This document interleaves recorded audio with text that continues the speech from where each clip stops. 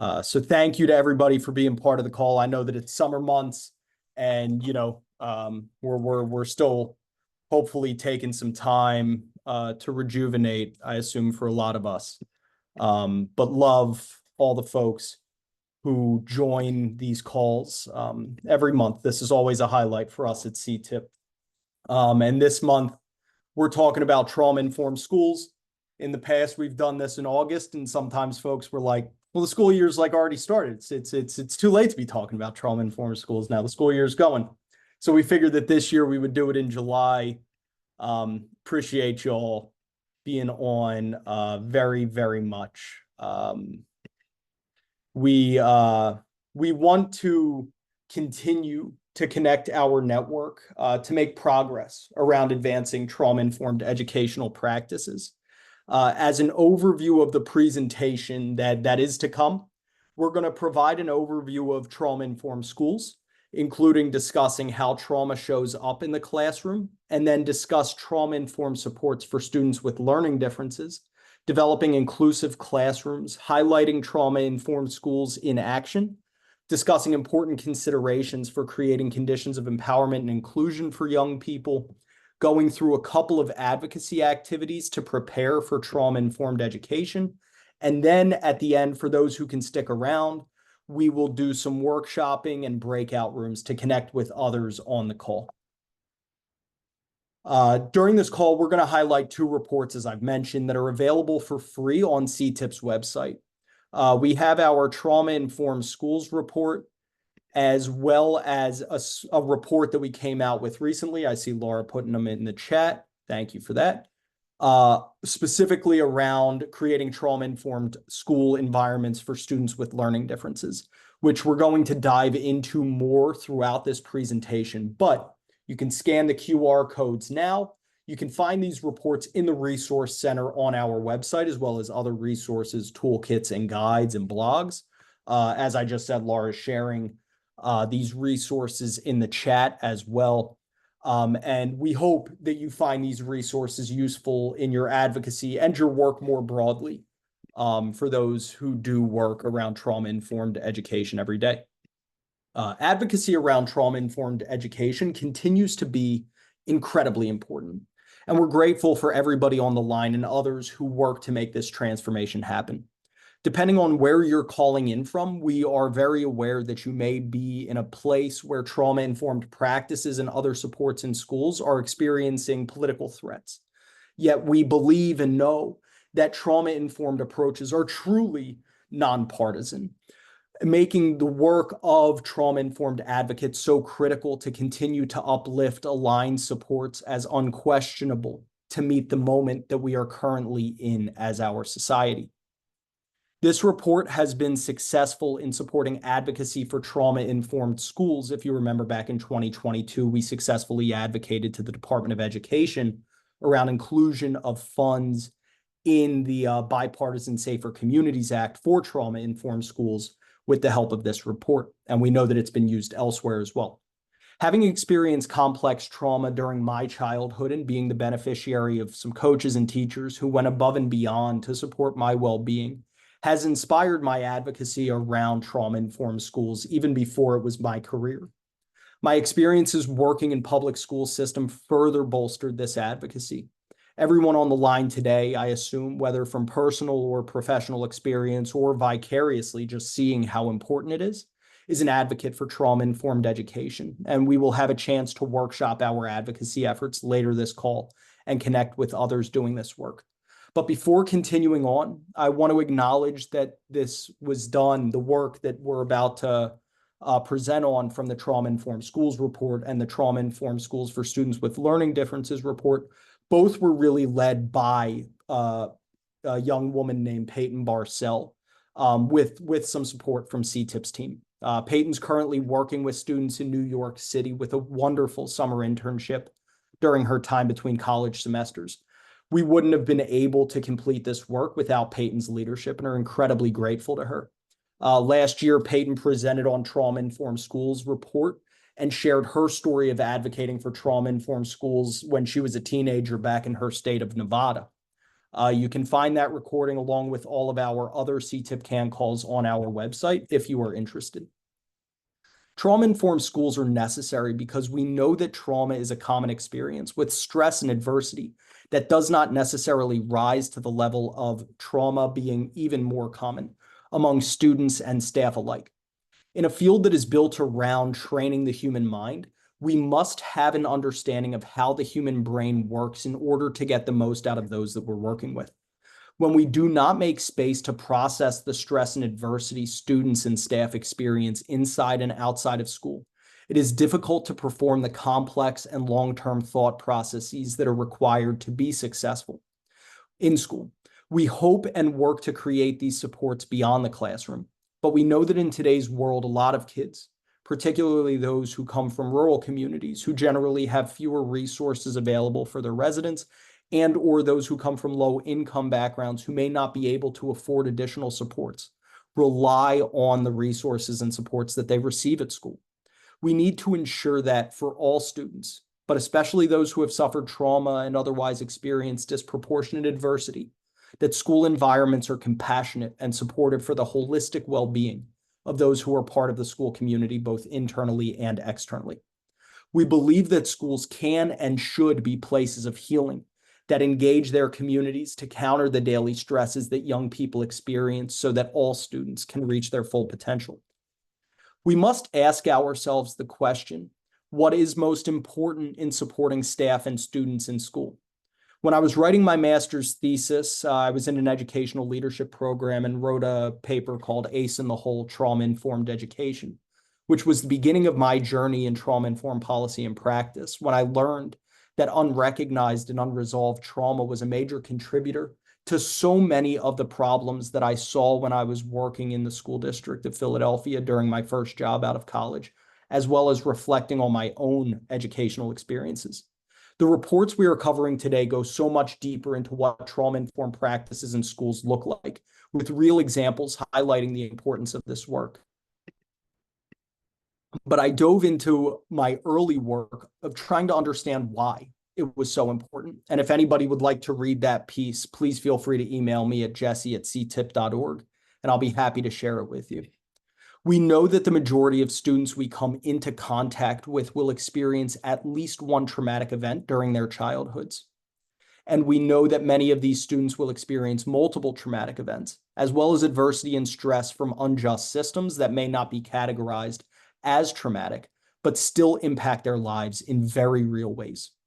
Currently, we operationalize so much of the education system in ways that require reconsideration beyond any individual actor.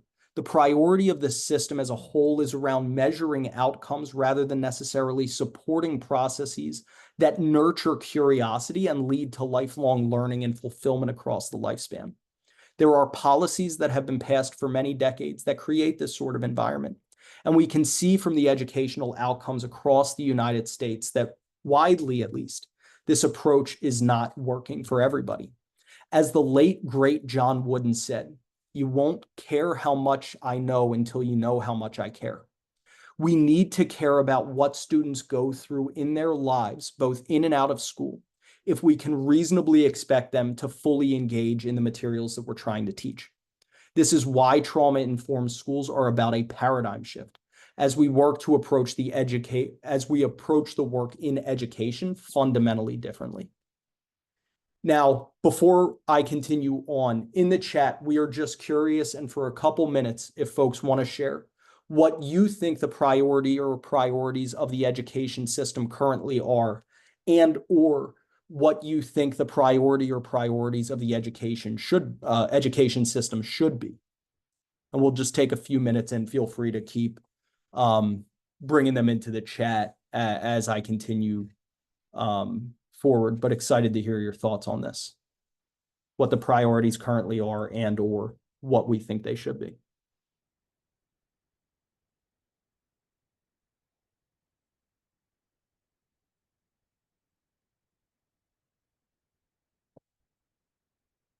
Better support for teachers so they have the capacity to employ these principles. Absolutely. Capacity is a huge issue. Currently, there is too much priority around test scores and overall education. and not enough priority on mental health and individualized student needs, academic achievement over relationship and connection, compliance, but should be connection and relationships. I work in higher ed, and I think trauma-informed practices need to be part of teacher education. Hey, comments are coming in faster than I can read. They are currently meeting the targeted test scores. They should be making sure each student is safe and connected, providing adequate staffing and support to students and staff, social emotional well-being. Current priorities, testing and grade of the school and grades of students. The current priority is test scores, and it should be nurturing the growth of leaders and building strong relationships, better pay for teachers, legal recognition of equal resources across all schools and districts. I think there should be a priority on health and wellness for adults in schools and students in school communities. Currently standardized test scores, and it should be teaching the whole child in equitable practices. The current focus on academic proficiency and not enough on creating the space that allow academics to be accessible. Social emotional engagement. There's an emphasis on quick fixes because of people being so overworked, and we need to be able to address trauma. I just accidentally skipped over, but I see again, compliance over connection, safety, and confidence. I appreciate you all so much, and it looks like a lot of people have similar concerns and outlooks on this question. Please keep those coming in the chat box and continue to see what folks are saying. I appreciate that and wish that I was able to read more quickly. But as we continue moving on, and again, please continue to answer those questions in the chat box. But, you know, from the beginning of my time in the education system, I was asking this fundamental question as well about the purpose. And to me, it should be to help our children, as it is for so many of you from what you were sharing, really fulfill their potential throughout their lives. And by children, I don't mean only some, but all the children that the system serves. In order to best do this, we must be able to work with young people who have experienced trauma. There is growing awareness about positive and adverse childhood experiences, and in some places, trauma more broadly. And we want to see that continue. Knowing about PACEs by itself or trauma by itself does not ensure that there is an understanding of the role that trauma plays in our schools and systems among administrators, teachers, and other staff, not to mention students themselves. Nor does it ensure that we have the resources and skills to provide the support that teachers, administrators, staff, and students can in their roles. Behaviors that are punished in school more frequently in under-resourced schools are oftentimes a way to communicate a need for help. Yet students are often penalized rather than connected to resources and supports, which perpetuates the eject-reject model in education, which can take many shapes, but certainly has historically contributed to the school-to-prison pipeline that damages our society in myriad ways. When school personnel are better informed about what to look for and understand what is happening rather than seeing it as just defiance, our capacity for successful early intervention and support services improve drastically. Developing trauma-informed learning environments improves school culture, staff experience, and student achievement. The first step toward creating this cultural shift is developing a shared understanding of how stress, adversity, and trauma impair the ability of people to learn. While I recognize that it's complex, it is important that as we work toward being trauma-informed, we understand that trauma shows up in different ways for different people.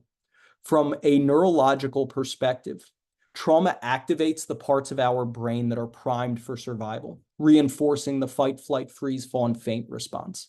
Some of us might become hyperactive, while others may dissociate.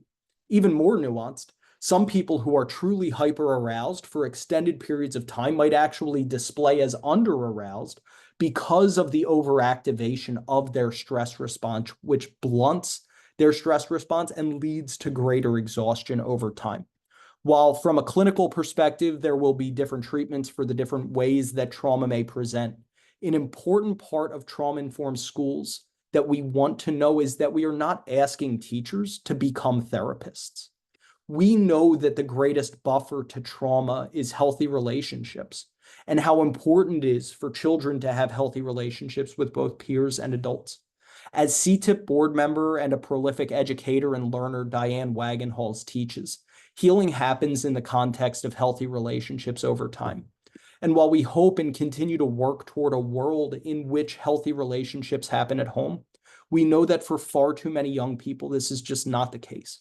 Schools provide the opportunity to reach nearly every child and promote healthy relationships that buffer against trauma, stress, and adversity that they may currently be facing, as well as that which they may face in the future.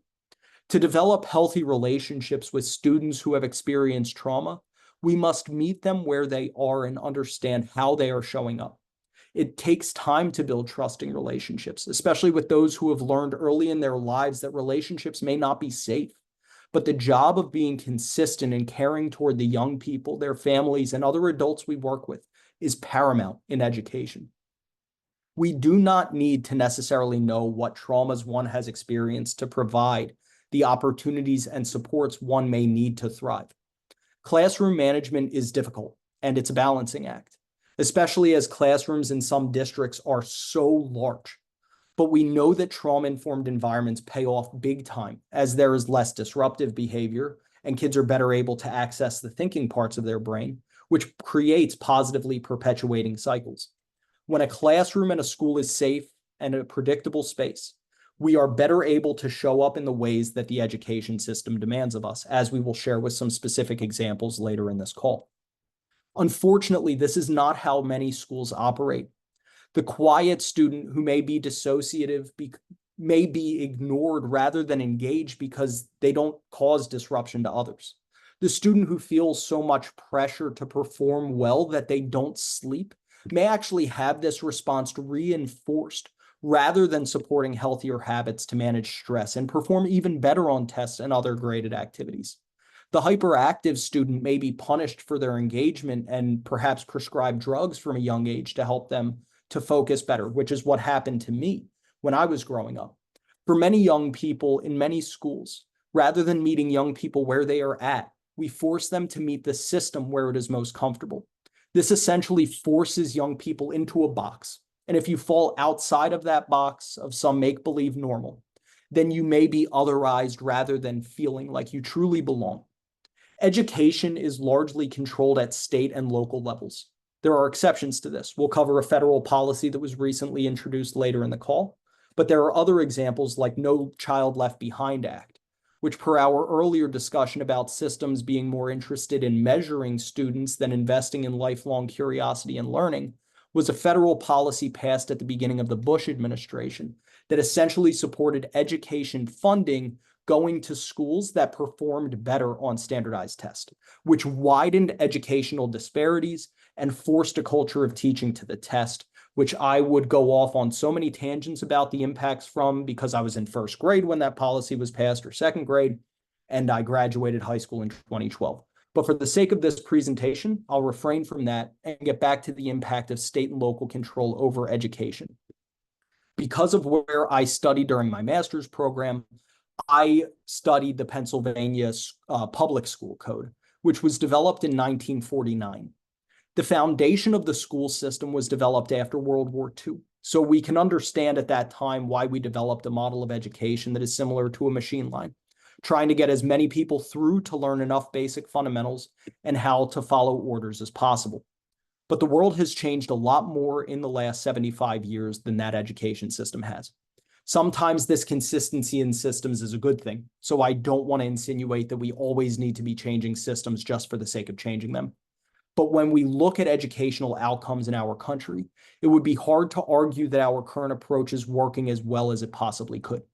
We have learned so much since then about how developmental adversity impacts the learning process that necessitates trauma-informed education as a foundation to inform our work in schools. Our economy does not need everyone to do the same job, but rather to have the social and emotional skills to collaborate with others, withstand changes that the workforce will continue to experience, and find ways to enjoy life more thoroughly. As we move forward in our advocacy efforts, there will be resistance to change, as there always is. But trauma-informed schools, as we'll get into a bit later in this presentation, have tremendous benefits from academic, behavioral, and other metrics that school systems are already oriented toward. and therefore are a solution to support all students in reaching their full potential, rather than just trying to get students to fit into the myth of normal. When we discuss supporting all students, it's important to recognize the ways in which we must support students with learning differences.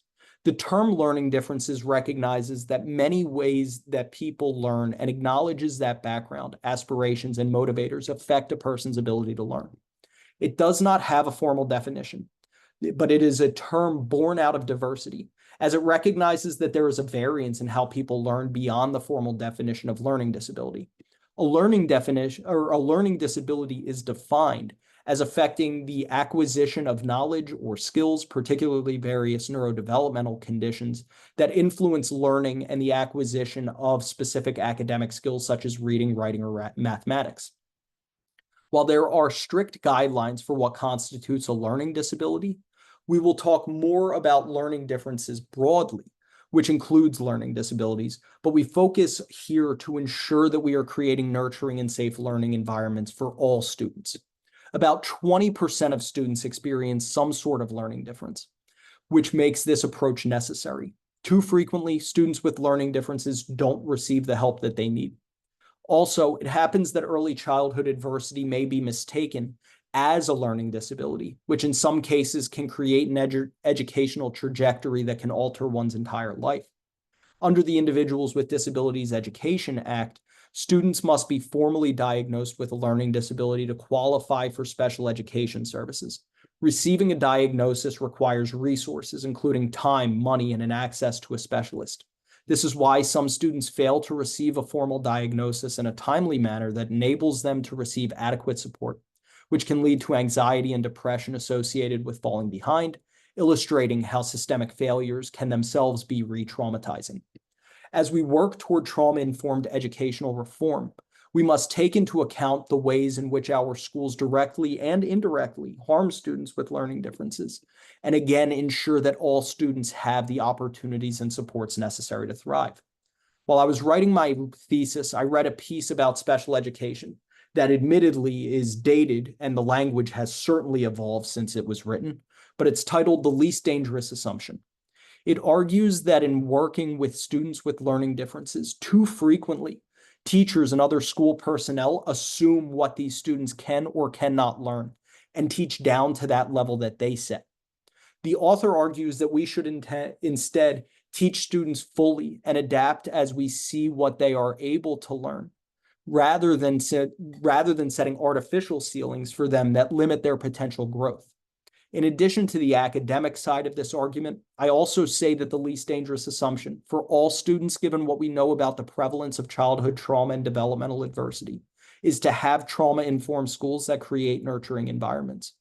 For special education specifically, we see punitive environments that are traumatizing and re-traumatizing, which is why the work of organizations like the Alliance Against Seclusion and Restraint, which presented on a CAN call a couple of years ago, and you can watch that in our recording, is so important. We will talk about restorative practices. I love the comments. Please keep them coming. I appreciate your engagement.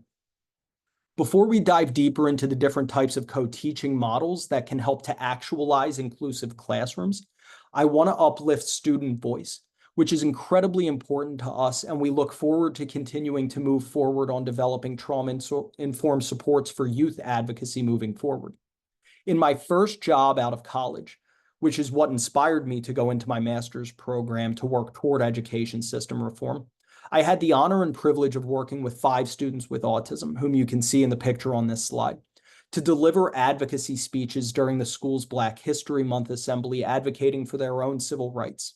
All 5 of them advocated strongly, whether through poems or speeches, to be included and about their experiences at school. While I would love to share all of the speeches someday, as they all deserve to be heard, I have only kept in touch with one student named Makai. Makai gave me permission to share his presentation, and what you're about to see was the final run-through before they delivered at the assembly the next day about students with disabilities wanting to feel a sense of belonging at school.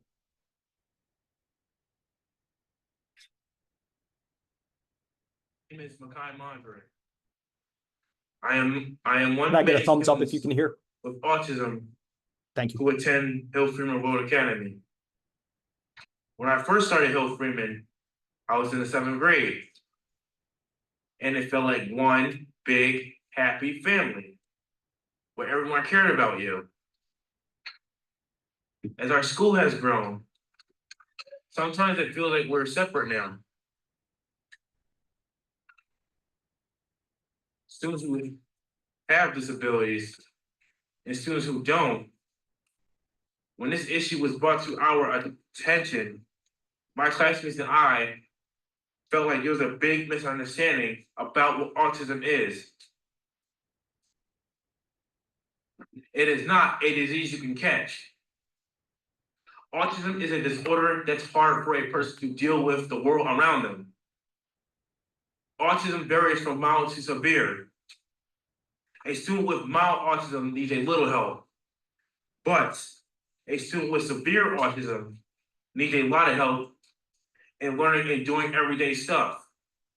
Imagine trying to understand what your teacher is saying if you don't know what the teacher's words really mean, or you can't come up with the right words to express your own thoughts.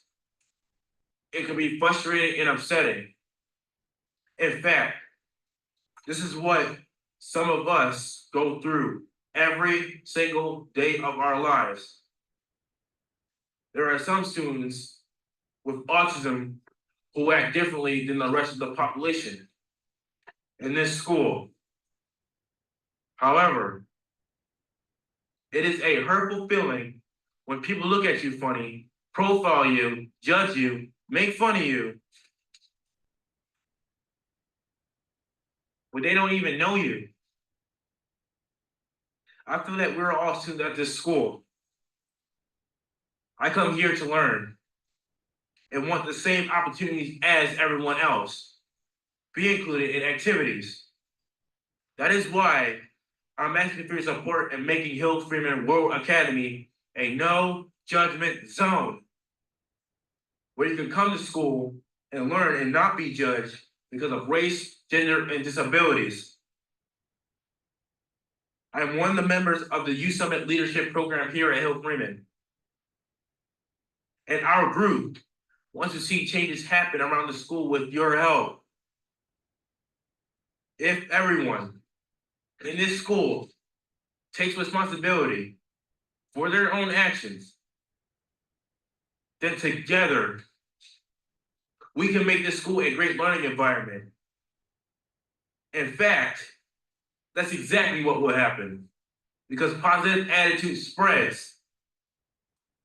One way you can start is by being more compassionate and understanding when you're around someone with autism or a disability. We have feelings. We are not asking for special treatment. We just want to be treated like a human being with respect and kindness. Since we all attend Hill Freeman, I want you all to be part of my family. And I hope you all start to see my classmates and I as part of your family too. You never know, you may make a new friend.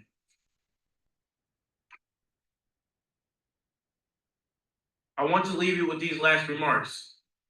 I am human. I have weaknesses. I make mistakes. I experience sadness. But I learn from all these things to make me a better person. Thank you. Working with these 5 students was one of the most gratifying experiences that I've had in my career. I remember the day of the assembly, I stood in the back of the auditorium in case any of them, while they were presenting, wanted to look at me while still looking at the crowd. They didn't look at me a single time. And that's probably a good thing because I was crying profusely. There was a change in the school environment after that day. Small changes, sure, but they made a positive difference in the school by sharing their stories and speaking their truths. It was actually Makai's idea, who wanted to do something about the way he was feeling at school. So we spent some time working together to develop a draft of a speech and practicing it. When we practiced it in front of his class, 3 other students came forward and shared that they wanted to present as well, as they wrote poems. We worked together on their presentations and they grew together as a group. And after one other student joined from a different classroom, together they gave about 15 minutes worth of presentations that created change. It was their idea, but this opportunity was a highlight for each of their school years. and I hope had a lasting impact on their lives, as I know it has on mine. It has inspired my continued passion around youth advocacy led by young people to help shape the systems that impact their daily lives and their future, and in further inspired my drive to ensure that we are promoting accessibility, belonging, diversity, equity, inclusion, and justice for all people, including students with learning differences. Creating conditions of empowerment for students is critical as we work to nurture future generations who can take on the challenges we face and those that will emerge as time moves forward. Too frequently, we believe that students should sit quietly and face forward, listen, and learn. Obviously, this is necessary sometimes during classroom instruction, but a one-size-fits-all approach to engaging students, especially one that is oriented around binging and purging various content, does not develop the skills necessary to operate an effective democratic society with complex needs where we need to have an engaged citizenry. Every student has a unique perspective, interest, and skills that we should nurture. While we do want there rather to be some common language and understanding about certain information that are necessary to thrive in our society, we should also encourage students to explore their curiosities and interests through an andragogical lens, as this promotes lifelong learning and builds self-efficacy. Democratic systems, engaging those most impacted by a system to help inform the ongoing development of said system, is critical to creating trauma-informed environments. This inherently means that there will be different perspectives, and it is good to learn how to engage in difficult conversations in healthy ways. We can see throughout our society the impact of not being able to engage healthily in difficult conversations and having diverse opinions. As we are able to, students should be involved in decision-making processes. All of this builds important skills and creates a better environment. As our report for students with learning differences highlights, we want to embody voice, choice, and empowerment in creating trauma-informed systems. And so some students with learning differences may prefer separate classroom environments, and what I am about to present about inclusive classrooms is not to take away from that option. But it is time to reevaluate how segregated classroom environments impact students. Inclusive classrooms and schools value the full humanity of students and can transform education systems into places where all students can thrive, regardless of their background and perceived ability, both as individuals and as a community as a whole. Inclusion is a journey, and efforts to transform our current education system will take time, as there are different models that may work better or worse in different contexts and environments. But the core mission of this work remains the same: providing equitable education to students of all backgrounds so they may reach their full potential. Here, we highlight 6 models of co-teaching that can promote inclusive classrooms. Team teaching is perhaps the most common form of co-teaching, where 2 people teach content together. Different teachers can take different parts of the lesson and feed off one another. This can not only add an extra set of eyes and ears at the front of the room for support, but it can also make the content being taught more engaging because it is coming from more than one person, unlike what I'm doing right now on this call. Parallel teaching helps to essentially create smaller classroom sizes during lessons. 2 teachers are going through the same materials, but with 2 smaller groups of students. We have known empirically, since the student-teacher achievement ratio study was conducted in Tennessee in the late 1980s, that a reduction of class size from an average of 22 students to an average of 15 students in the test resulted in an increase in student achievement by an amount equivalent to about 3 additional months of schooling 4 years later. So there is tremendous potential for teaching certain parts of classes in smaller groups. Station teaching is an engaging structure that is best for hands-on activities that require heightened student participation, but it can also be effective for monitoring students more closely than just teaching to a large class. While we recognize that not all lessons would be effectively taught using this method, it can be an effective complement to other co-teaching styles for the right activities. There is no reason that different co-teaching styles can't be used in the same classroom. Alternative teaching allows for hands-on support with a small group of students while most students engage in traditional classroom activities. This can be useful for a number of reasons. Perhaps a group of students missed a prior class with important information to understand the current lesson that's being taught. Perhaps some students are struggling with fundamental building blocks for what is currently being taught, and so more support is necessary to help them understand what is currently being learned in the class. You can come up with other examples, but alternative teaching is an effective way to create inclusive classroom environments while working to assure that students are not falling behind. One Teach, One Assist has one teacher leading the instruction and another teacher able to keep an eye on the classroom and support individual students as questions arise. This allows for the classroom to continue moving forward through lesson plans while individual students are able to get individual attention if they need. One Teach, One Observe has one teacher, as in a traditional classroom, observing students, or has one teacher teaching and the other one is observing. This method should be used sparingly, but can be helpful to assess where performance is in the classroom on a more micro level. As the trauma-informed movement works to promote accessibility, belonging, diversity, equity, inclusion, and justice for everyone, we must ensure that we are modeling this in our schools. We must work to center diverse lived experiences as we work to generate better systems that create conditions of empowerment and safety so everyone can thrive. As we work to promote inclusion for students with learning differences in a system that is built around an incredibly rigid structure of what normal looks like, I put normal in quotes, we must be aware of the history of special education. There has been a lot of progress made that needs to be understood in order to continue making progress toward greater inclusion and belonging for all students in our schools. The inclusive classroom types described in the last 6 slides or so can be helpful in describing what policy changes can enhance inclusion. And we will go over more examples of what states have done to increase inclusion later in this presentation. As we move forward with education reform, it is critical that we center youth voice. We discussed the importance of democratic systems earlier and engaging those that are directly impacted by systems. The reality of our world today is that education has changed a lot since the pandemic. We cannot know exactly what is needed from our own experiences before COVID and need to understand the challenges and opportunities that exist in a post-pandemic world as we work to strengthen schools. In addition to centering youth voice, engaging and understanding teachers' perspectives, as well as administrators and parents, to help improve the functioning of schools and districts is critical.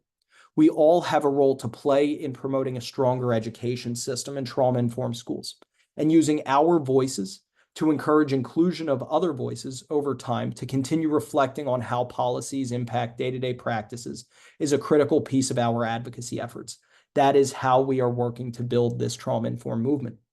We need schools that create conditions of empowerment and safety, which necessitates an understanding about how trauma, stress, and adversity impact the human mind, body, and spirit, particularly, though not exclusively, during critical periods of development. We need to create cultures that think critically about how support and/or harm are perpetuated and lean into developing healthy and healing relationships throughout the environment. We need to be sure that we are leading with curiosity and compassion instead of judgment and shame. I recognize that what I am about to say may be a bit controversial, but I do not believe that a single training, or any amount of trainings alone for that matter, can create a trauma-informed environment by itself. Creating trauma-informed environments requires engaging in a process, including ongoing reflection and critical thinking about both policies and practices, to operationalize principles of trust and transparency, empowerment, voice and choice, safety, peer support, mutuality, collaboration, and recognizing the impacts of gender, cultural, and historical issues.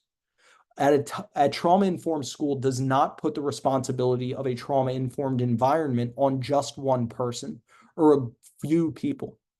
There needs to be a shared responsibility across all staff, which when implemented well creates a culture of support among students as well. While different people will have different roles and responsibilities in the school, of course, the importance of healthy relationships is prioritized.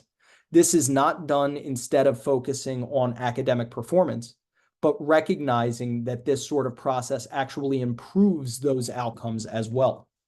Frequently, I have heard and do understand that educators, as well as others, see trauma-informed approaches as just one more thing. Having a trauma-informed lens to this, when we run into this sort of response, we can understand it. Education has a long history of new trainings and curriculum and software that are implemented for short periods of time, only to be replaced by the next priority. But trauma-informed schools are different. It's not just one more thing. It is the thing that will help to address so many of the problems and stressors that our education system faces today. Understanding brain science is critical in the business of helping people learn. The individual reflection and collective processing that orients environments to learn from mistakes rather than simply punish them improves self-awareness. Activities like safety plans and proposing different options for regulation help to support self-regulation, which of course also supports co-regulation and positive parallel processing, as we know that dysregulated adults cannot help to regulate dysregulated children. All of this works to create conditions of empowerment and safety, which further creates conditions of belonging, which we know is so important in our world today, highlighted by the Surgeon General's report and increased focus on our nation's epidemic of loneliness and isolation. We know that schools can be a powerful antidote to help nurture our youngest generation, who will soon enough become our society's leaders and parents, to strengthen our society and support everyone to reach their full potential. While there is no one-size-fits-all model for trauma-informed schools, as its implementation will depend on the populations, needs, resources, and desires of the individual school and community in which the work is being done, there are common elements that we have seen across schools that are working toward trauma-informed education. First and foremost, psychological safety needs to be prioritized from the top. School leadership must buy in and model this for teachers and students. This is not to limit what one teacher or a group of teachers can do by engaging in trauma-informed approaches themselves, but to create a fully trauma-informed learning environment, it needs to be throughout the entire school. This leadership promotes trainings as well as ongoing conversations and reflections to engage in processes of lifelong learning and growth to continue to improve at an individual level and across the community as a whole. Relationships are prioritized and worked to be maintained throughout the school environment. There is an understanding that behaviors are often a tool to communicate unmet needs rather than as acts of defiance. This does not excuse acting out in ways that infringe on others' safety, yet provides opportunities to grow and learn from these experiences instead of becoming labeled by our worst moments. Appropriate measures are taken to repair harm when it occurs, and punishment without opportunity for restoration is avoided at all costs. There are so many successful examples of trauma-informed school efforts. In our report, we highlight two such success stories, one in Texas and one in Hawaii. At John T. White Elementary, they moved toward creating a trauma-informed school because of poor academic performance, classroom walkouts and removals, and high rates of reported student trauma. Struggles to focus on academics due to what was going on at home caused the school to focus on relationship building and regulation ahead of the academic piece of its curriculum, and implemented practices of a morning routine and increased resources, and efforts to replace traditional discipline methods with practices more aligned with restorative justice. As a result, in a short period of time, school suspensions dropped substantially. The school passed the state test for the first time in its history. Teacher retention increased, and there was an all-around calmer culture in the school. We saw similar success in a school district in Hawaii, where they worked to create what they referred to as trauma-aware and trauma-skilled administrators and staff to disrupt the school-to-prison pipeline and improve the future prospects of the students in their schools. They saw not only suspensions reduce, but within the student population, bullying and harassment also reduced. Their graduation rate increased by 10%, as did early college enrollment, while teacher vacancies reduced as well. The reduction in teacher turnover and vacancies saves important resources, both money and time, as the cost and time to hire and recruit for positions is intensive, not to mention the overall importance of consistency of personnel when we are developing healthy relationships over the course of a student's time in school. We also want to take a moment to highlight the ways in which different states, State departments of education are promoting inclusive classrooms and schools beyond just the work of promoting trauma-informed schools themselves. State education agencies are responsible for such actions as providing information, resources, and technical assistance to schools, school districts, and residents throughout the state. They are powerful instruments of education reform in a state.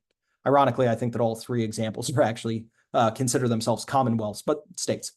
The Virginia Department of Education has created a K-12 inclusive practices guide that establishes best practices and outline what an inclusive classroom is for schools, how to phase in implementation, and overview possible challenges that may arise. In Massachusetts, they provide and train on an educational packet that includes the benefits of inclusive programs, ideas for universal design plans, as well as information about PBIS and SEL. And in Pennsylvania, they have created a framework for optimized inclusive practices that work toward inclusive schools by ensuring that policies and procedures are embedded across the school environment, explaining how to value students, providing best practices for student placement, collaboration, and family involvement, and recommends teaching practices to uphold inclusive goals. I know that I skated over those pretty quickly, but you can find the links to these resources in our report to look further if you would like to. At the federal level, policy work is being done as well to promote trauma-informed schools. Just last week, the Supporting Trauma-Informed Education Practices Act was introduced by Representative Hayes. This bill would develop and improve support services for students, promote implementation of school-wide trauma-informed models of support, provide professional development for a variety of school-based professionals, and engage with families and communities to increase awareness of child and youth trauma. In full transparency, it is unlikely that this bill is going to move this Congress. Because it's an election year, we are seeing more running for office at this point than actual legislating, as we normally would around this time.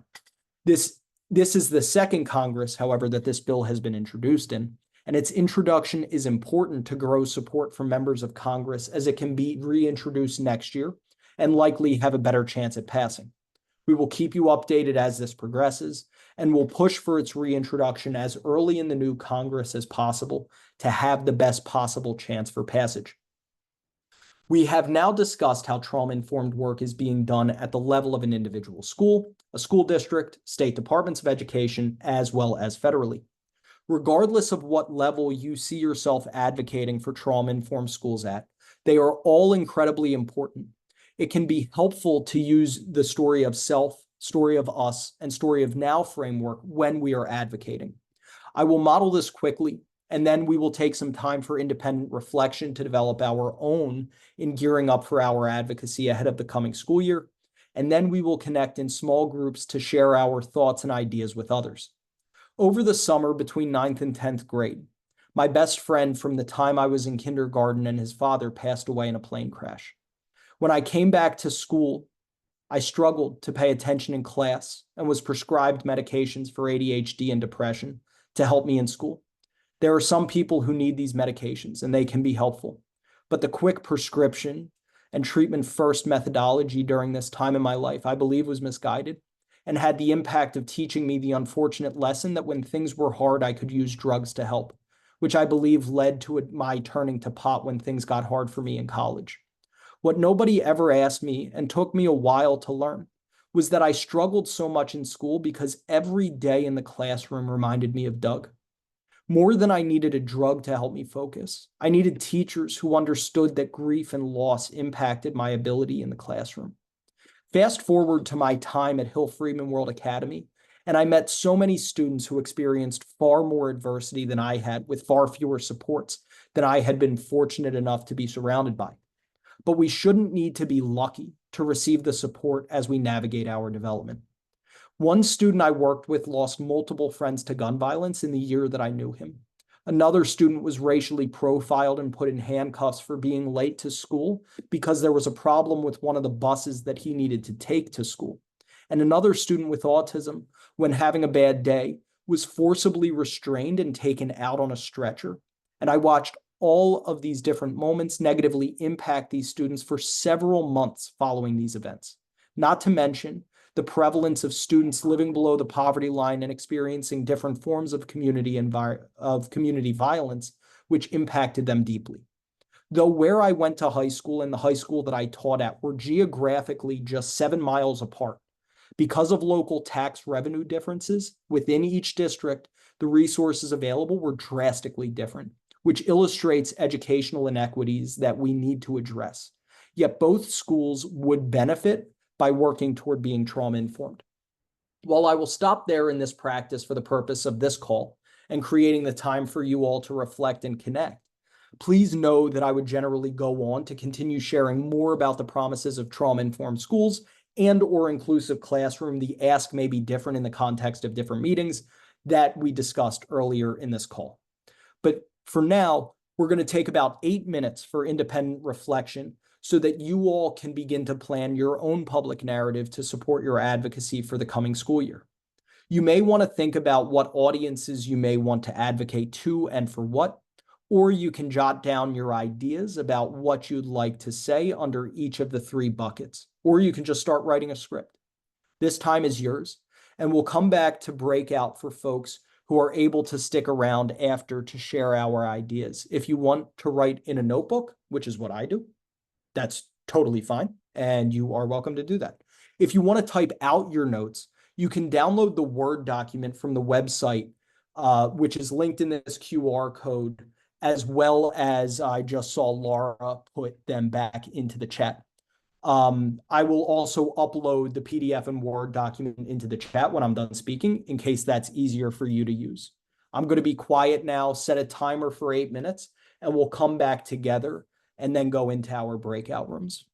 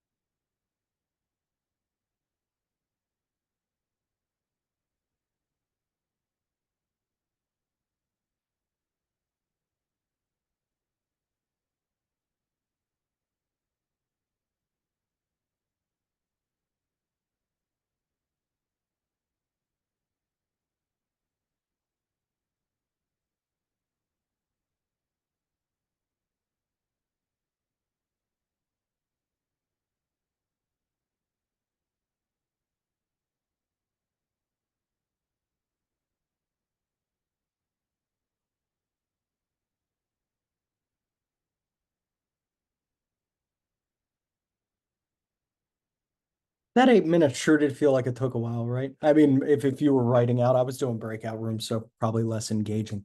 Um, Thank you for everyone. I know that a lot of folks had to log off at 3 o'clock.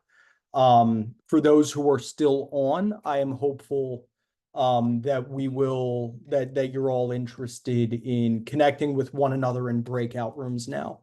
And we'll take about 15 minutes to do so. I was organizing breakout rooms. For that.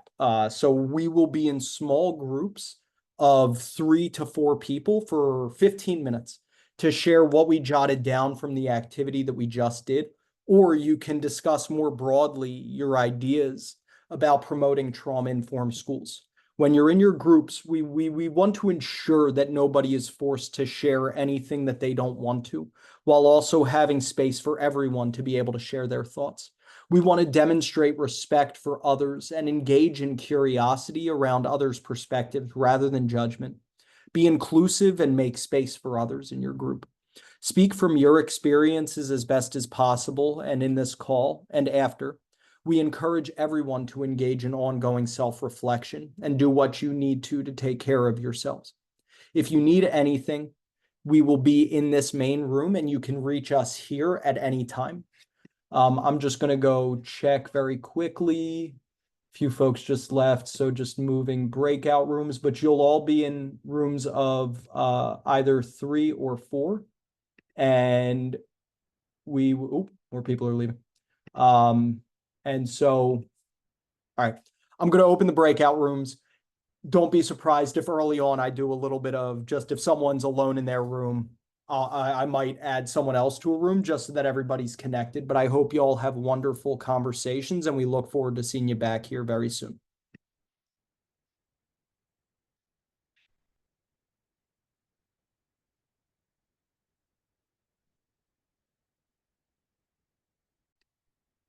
With that, I've certainly been speaking enough for all this call. We would love to hear how conversations went, what y'all discussed, that you'd like to share with the larger group. Jordan, I see you're off mute. Anybody can. Oh, did not mean to put you back on mute.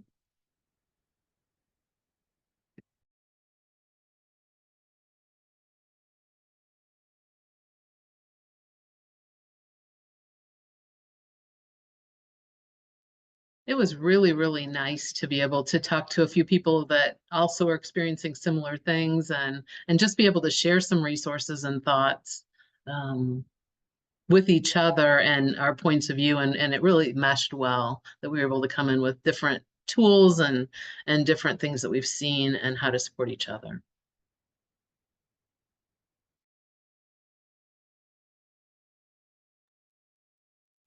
Thanks for sharing that, Sue.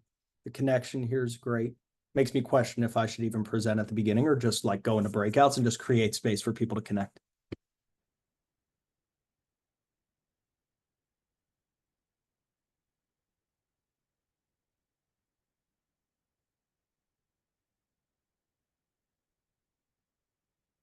What else were folks thinking? Any thoughts about the coming school year? Any thoughts about connecting with others? And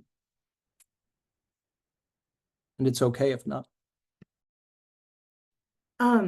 We didn't have any kind of actionable things, but we talked about how diverse the three of us were and where we were and what we were doing and the topics that we were working on, but how important the core value of community is and building connections and community, and how that is kind of a common thread between all three of us in our work in the school system. So yeah.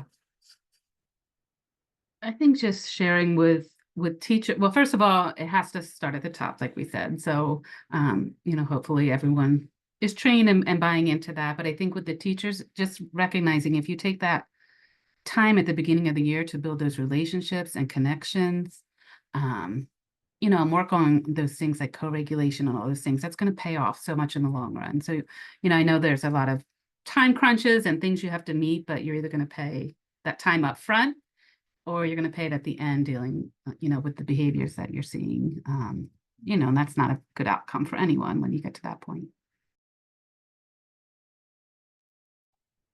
Well, our group, we had a couple of us who joined late. I didn't join till the breakout, so I just kind of shared kind of what we were experiencing.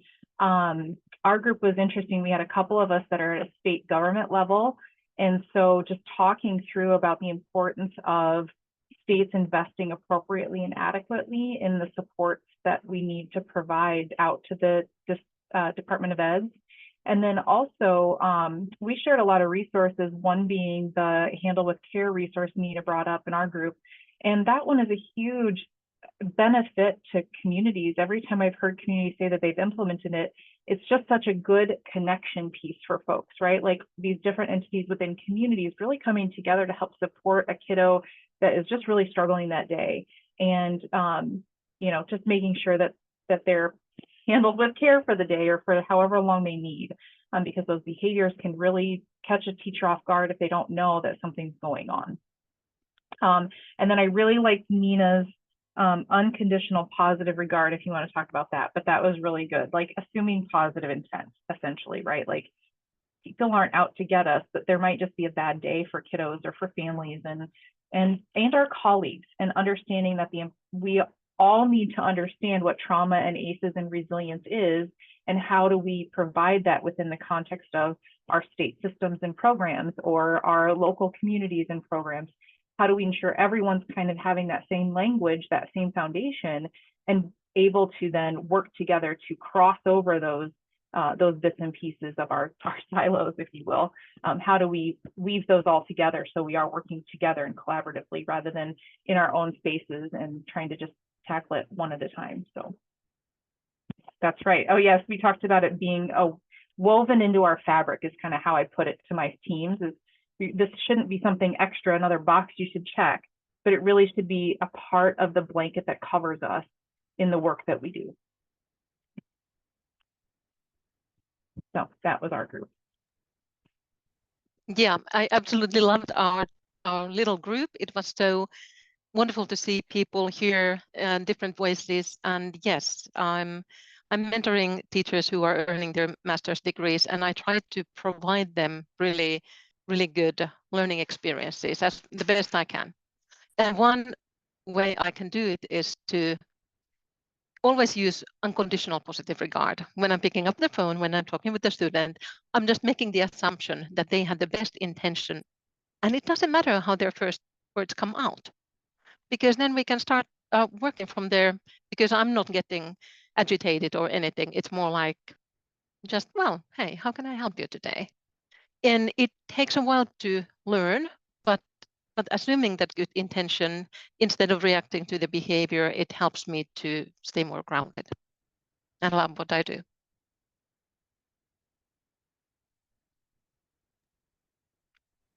Such rich discussion. That's awesome.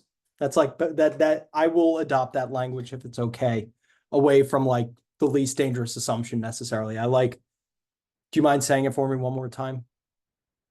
Or for all of us? For sure. So, and I can share you the research too. I mean, it's from Rogers's person-centered therapy from a long time ago, from 50s, I think. Yes, exactly. It's the unconditional positive regard, and it goes so that I'm just assuming that you had the best intentions. That's so cool. Thank you. Are there any other reflections on either what's been shared in the note? I'm sharing today's Shine the Light Minute to highlight a critical public health issue with far-reaching implications. Are there any other thoughts or things that folks want to share from either their small groups or large groups from our time together today?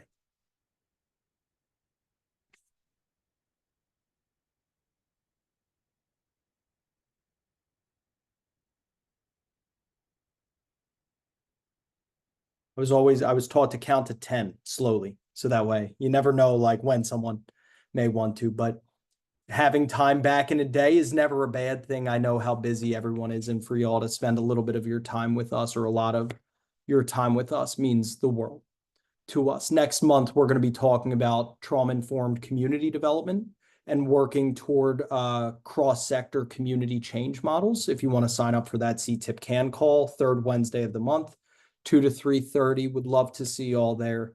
Stay cool, be safe, have a great rest of your summer. Thank you for all you do, pushing toward education reform and supporting trauma-informed school development. We look forward to seeing you again really soon.